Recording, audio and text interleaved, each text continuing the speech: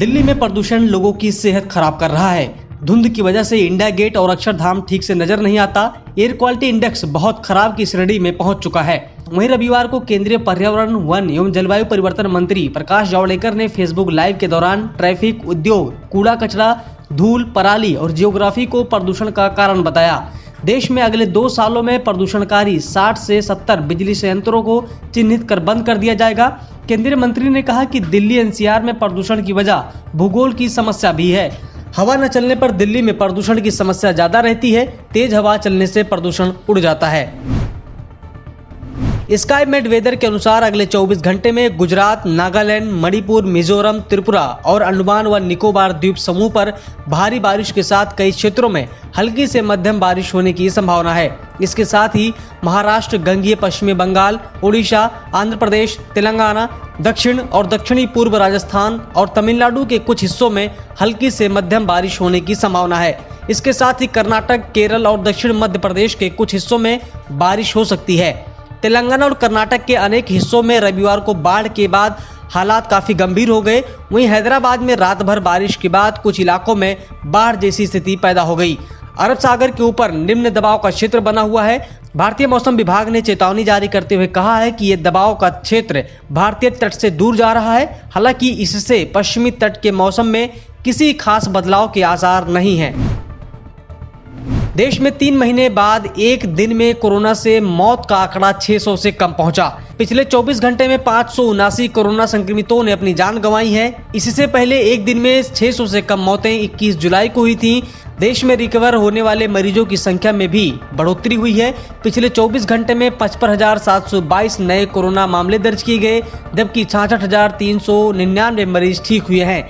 स्वास्थ्य मंत्रालय के ताजा आंकड़ों के अनुसार देश में कोरोना संक्रमितों की कुल संख्या 75,50,000 के पार पहुंच गई है। इनमें से 1,14,610 मरीजों की मौत हो चुकी है। वहीं रिकवर मामलों की संख्या 66,63,000 तक पहुंच गई और एक्टिव केस की संख्या घटकर 7,72,000 पर आ गई है। करीब 6 महीने के लंबे इंतजार के बाद उत्तर प्रदेश के कई हिस्सों में स्कूल, कॉलेज और मदरसों में रौनक लौटी है। इसके लिए उत्तर प्रदेश सरकार ने क्लास 9 से 12वीं तक के लिए सोमवार 19 अक्टूबर से स्कूल खोलने की इजाजत दे दी है। इसके अनुसार सिर्फ कंटेनमेंट जोन से बाहर के स्कूल आज खोले जाने थे। आपको बता दें कि केंद्र सरकार की गाइडलाइन के अनुसार सिर्फ अभिभावक की लिखित अनुमति के बाद ही बच्चों को स्कूल भेजा जा सकता है। भारतीय सेना के जवानों ने आज सुबह चीनी सैनिक को हिरासत में ले लिया। उसके साथ पूछताछ की गई। भारतीय सीमा क्षेत्र में आने की वजह पूछी गई। जांच एजेंसियों की ओर से जासूसी मिशन एंगल से भी पूछताछ की गई। बाद में सभी औपचारिक जरूरी कार्रवाई करने के बाद चीनी सैनिक को वापस भेज दिया गया।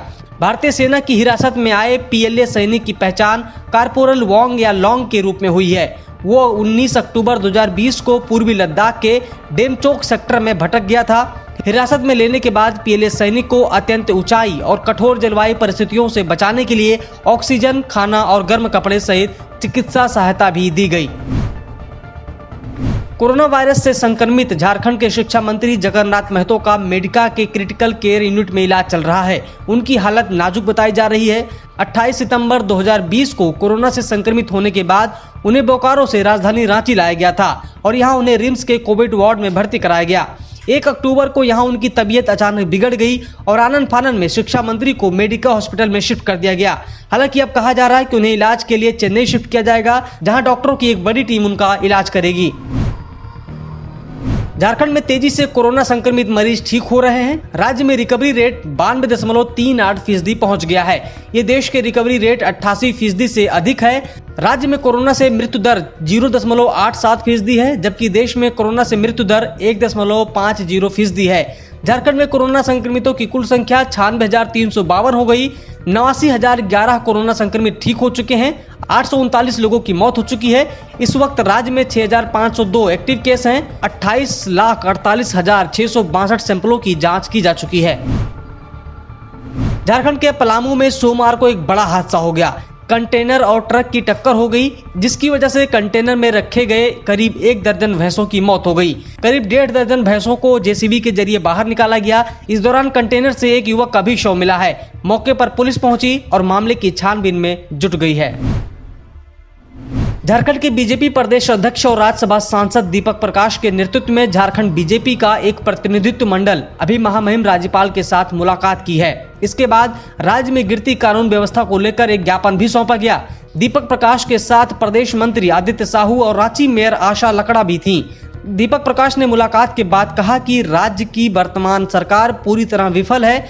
9 महीने में 1200 से अधिक दुष्कर्म के मामले सामने आने से राज्य का सर शर्म से झुक गया है। आए दिन हत्याएं हो रही हैं। जन सेवक समिति नामक संस्था ने सोमवार को ध्रुवा डैम पर सफाई अभियान चलाया। समिति के कार्यकर्ता ध्रुवा डैम के किनारे जुटे और श्रमदान कर डैम का एक क्षेत्र साफ कर डाला। इस दौरान डैम से करीब 60 बैग कचरा निकला, जिसे भरकर नगर निगम ने कूड़ा वाहन को दे दिया। ध्रुवा, कांके और रुक्का डैम के किनारे गंदगी भरी हुई है। इसमें सबसे खराब स्थिति ध्रुवा डैम की है, क्योंकि यहाँ पर रोजाना काफी संख्या में लोग डैम के दृश्य का आनंद उठाते हैं। इस दौरान लोग अपने साथ लाए खाने पीने का सामान खाकर कागज प्लास्टिक को वहीं फेंक कर चले जाते हैं। सब्सक्राइब करें पर्यावरण पोस्ट।